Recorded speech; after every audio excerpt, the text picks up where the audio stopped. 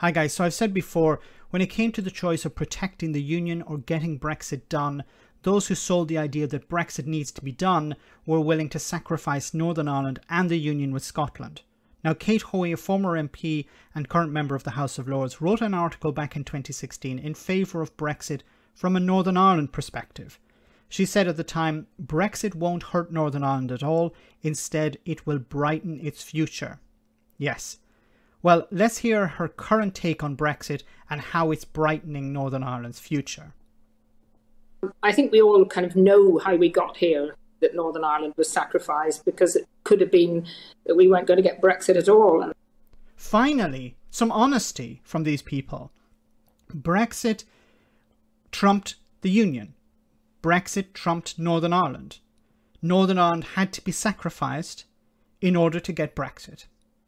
Now, she's going to clarify that. She's going to add a few caveats. But generally, this is the idea. And I've been saying it for months and years now, that when it came to Brexit or the Union, Brexit won every time. The ERG pretended to care about the Union, but they cared more about Brexit.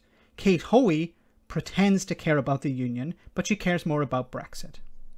You know, I personally couldn't vote for the withdrawal agreement because of Northern Ireland, but I could understand many of my colleagues in the Leave campaign saying we have to do it.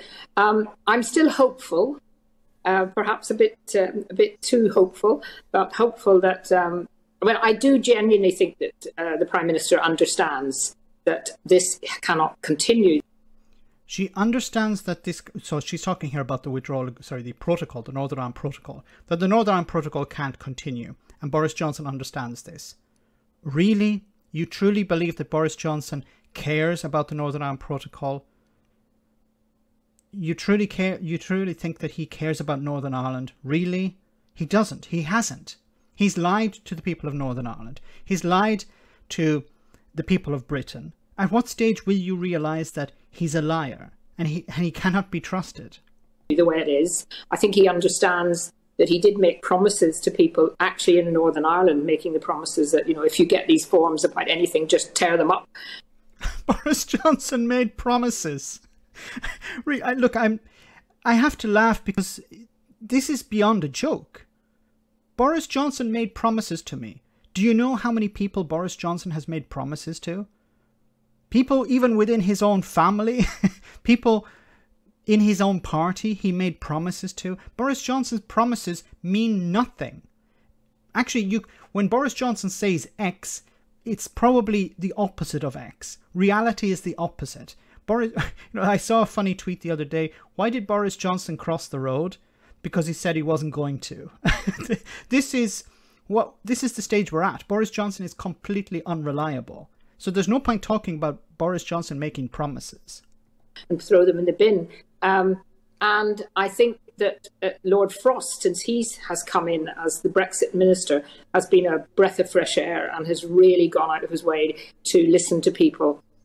My problem with it still is that I think, like in a lot of areas, we're still not prepared as a government to actually, take on the European Union. We're far, far, far too nice still. And I think the reality is that the British government thinks that if they're nice and they show that they're really trying to solve the protocol difficulties, that if they then do go ahead and invoke Article 16, which was the bit in the agreement that would allow, if all these difficulties were happening, to actually invoke it and to renegotiate. No. Okay, there's so many things to talk about here. First of all, let's start with Article 16. And I said this on numerous occasions. Article 16 does not suspend the Northern Ireland Protocol and allow you to renegotiate it or something like that. The Northern Ireland Protocol contains Article 16 allowing both sides to come to an agreement to suspend part of the protocol in order to get over a problem, to find a workaround. Now, it's time limited and it's limited in its scope.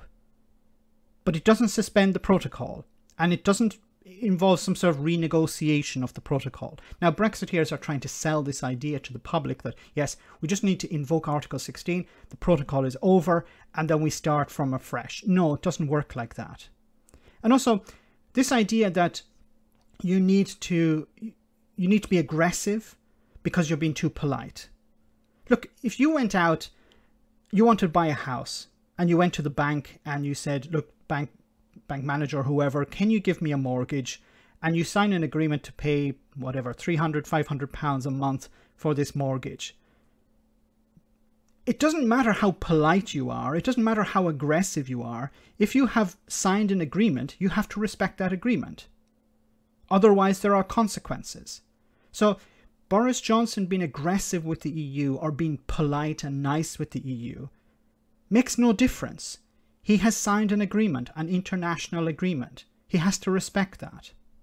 That will give them a sort of feeling that the international community will say, well, actually, the United Kingdom has been very reasonable. So there's been a lot of that going on behind the scenes. But come the end of September, the grace periods end. We're back to where we were before those were implemented. And issues like, affecting everyone, like bringing your pet, as Nigel mentioned, rabies injections, things that, for one part of the United Kingdom to have all of that moving to another is just not acceptable. But that's what you campaigned for. You wanted Britain to become a third country. You can't turn around and say, we want to become a third country, now we don't want to be a third country.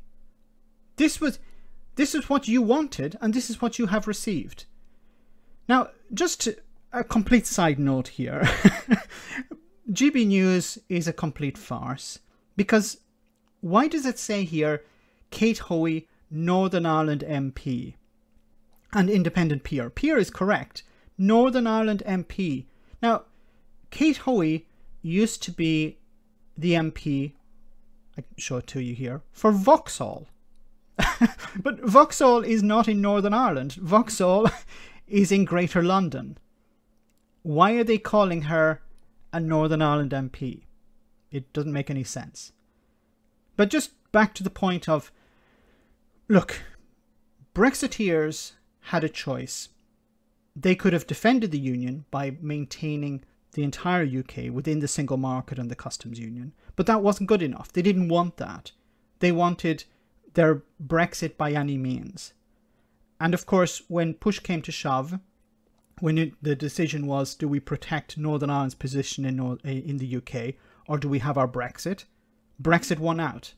Now, you would imagine that if somebody cared so much about Northern Ireland's position in the Union, they would be fighting against Brexit. They would be campaigning against Brexit. But Kate Hoey isn't doing that. She still supports Brexit. She still thinks it's a good idea. Just the type of Brexit that she sold to people isn't the one that Boris Johnson has delivered. But then the one that she was trying to sell was impossible. Let me know in the comment section, guys, what you think. As always, your comments are greatly appreciated. Thanks a lot. I want to say a big thank you to all of my patrons. You ensure that this channel continues to exist. I'm eternally grateful for all of your support. If you join Patreon, you will receive instant access to our Discord server, where we have both audio and video chats. You can chat with me and other patrons, where we discuss important and non-important issues. Becoming a patron per month costs about the same as a large coffee, so why not check it out?